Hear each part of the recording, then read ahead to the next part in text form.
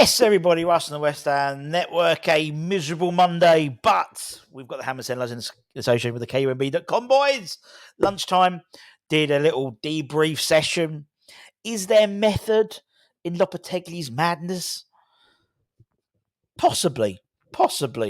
After some of the, not bizarre, but the unusual substitutions we had over the weekend, and looking into, what we really wanted with a new head coach, really. And you had some great comments, and we went through them all. And there is sort of a schism in terms of, within the fan base in terms of how he operates. But yeah.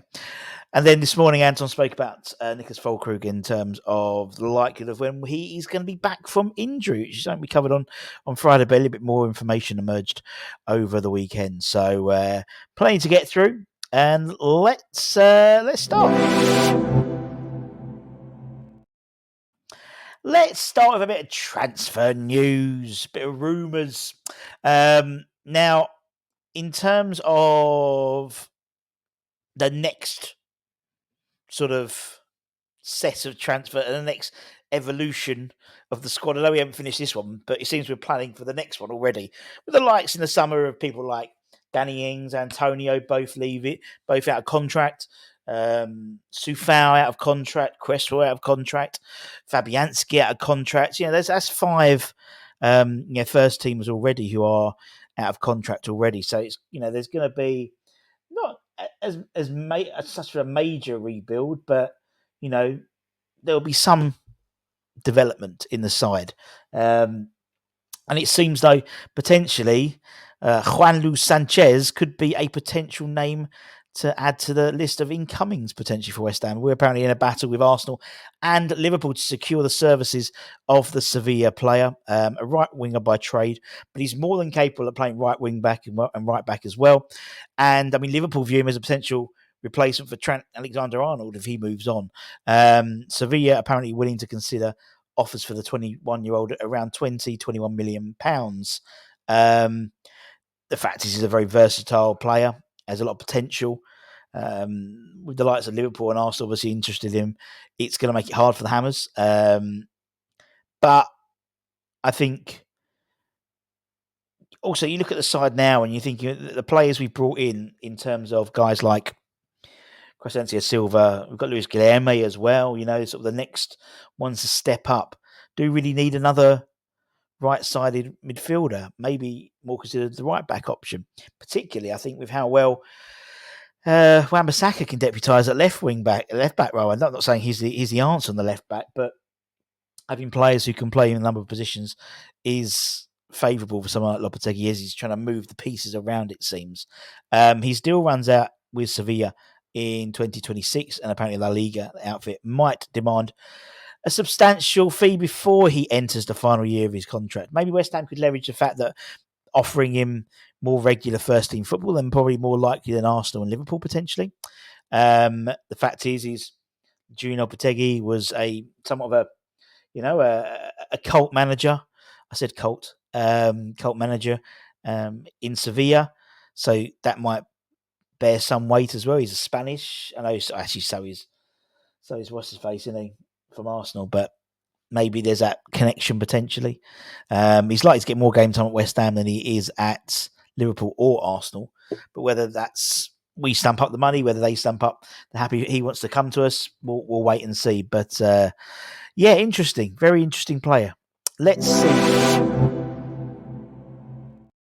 Sticking with the first team, and obviously, for all his faults, he's not the most creative player on the pitch.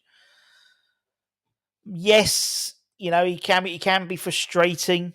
There's no denying the level of commitment that Tomas Soucek provides, and a shining light for West Ham. And according to an article published by Shane Thomas, friend of the channel, he says that Tomas Soucek is training at West Ham even on his days off. He's putting the extra miles behind the scenes, it seems. He's obviously trying to adjust to the new way of playing potentially that Julian Lopetegui is trying to impose on the squad, and he's basically working on in the background to try and become the player that thinks that can slot into a Lopetegui side. I mean, the fact is, he's pretty much. I think he has appeared in every game. I think under Julian Lopetegui so far this season. Obviously, got us out of jail a bit against Brentford as well. And it's a credit, really. I remember there was an article that I think an interview David Moyes gave, particularly during COVID, and he said they had to literally lock the gates at Rush Green because himself and Vladimir Sufal were training there every day. He's a type of work ethic I hope and I want to see in all the players, which I don't think we do see, to be honest. And fair play to him. Fair play to him. He gets his pelters. He gets more than enough pelters. But he turns up every day, even on his days off. Fair play to the man. Now, let's talk about loans, shall we? As we do on a Monday, we go through the loans of first-team players. The academy loans, we'll be talking about in the academy show a little bit later on. Keep an eye on that for that. In terms of the ones we played at the weekend, JWP played the first 75 minutes for Forest as they lost 1-0 at home to Fulham. He's getting a lot of pelters, really, JWP within the Forest fan base. Looking at Twitter as obviously a cesspit of a social media site, but just to get an idea of what people think about him, find him quite lightweight in midfield. Which is obviously one criticism that we've always had with him. In terms of our other Premier League loanee, Southampton play Bournemouth tonight, so he could be on the bench and could get some minutes potentially. He was an unused substitute last week, I believe. Elsewhere, Freddie Potts played the full 90 minutes in Portsmouth's 1-1 home draw against the Pigs, Sheffield United, the Blades, and he had a fucking good game. Check it out. Some people have put some little clips, a little sort of montage on X, and some very silky skills from young Freddie. So it seems to be paying dividends, that the move to the step up to the Championship from obviously League One when he was at Wickham. Elsewhere in La Liga, Real Sociedad Figueres helped his side to a 3-0 win at home to Valencia. Another clean sheet for Real Sociedad. Figueres is getting rave reviews in La Liga and is being often credited as one of the top defenders in La Liga. Just shows you different. Sometimes a change a change is as good as whatever is, and he's a change of venue, and we're seeing maybe the play that we thought we was going to get maybe with Figueres on a consistent basis. Speaking of his old centre back partnership, Kurt Zouma, he played another 90 minutes for Al Ahly as they won 1-0 against Damak in the Saudi Pro League thanks to a Christian Tello strike just before half time. There we go. And that's all. Press one button. That's it, my friends. Don't forget to check out These Are My Brown. TheseAreMyBrown.com for latest news, reviews, and opinions. And don't forget, I've counting about five mugs left on the left, not on the right. There'll be a link in the description if you want one, but there'll be, once they're gone until we reprint some more. But once they're gone, limited run. And until next time, don't forget to check out the Academy show a little bit later on. Take care, stay safe, stay warm, stay humble, keep the faith. Come on, you bloody irons. Also, quickly, members you'll be getting your weekly podcast tonight, and also on Wednesday night, you'll be getting your monthly ex-player chat with Sebastian Schemmel.